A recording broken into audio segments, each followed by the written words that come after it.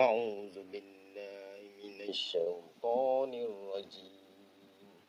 بسم الله الرحمن الرحيم.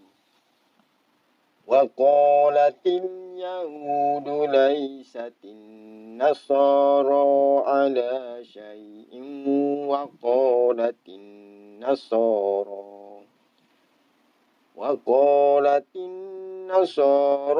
ليست اليهود على شيء وهم يتلون الكتاب. كذلك قال الذين لا يعلمون مثل قولهم فالله يحكم بينهم يوم القيامة فيما كانوا فيه يختلفون. ومن أظلم ممن منع مساجد الله أن يذكر فيها اسمه وسعى في خرابها. أولئك ما كان لهم أن يدخلوها إلا خائفين. لهم في الدنيا خزي ولهم في الآخرة عذاب عظيم.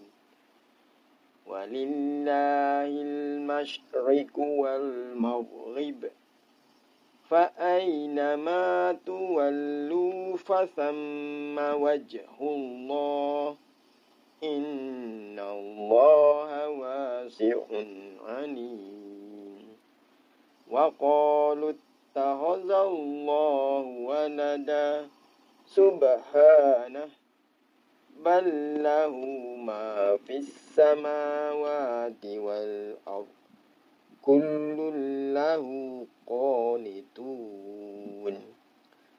بديع السماوات والأرض وإذا قضى أمرا فإنما يقول له كن فيكون.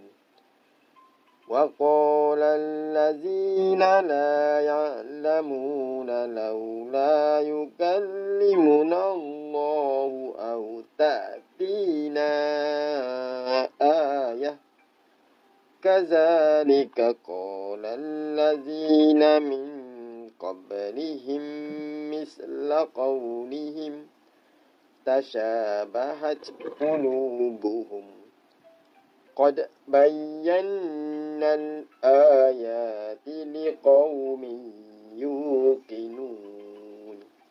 إنا أرسلناك بالحق بشيرا ونذيرا ولا تسأل عن أصحاب الجحيم. صدق الله العظيم.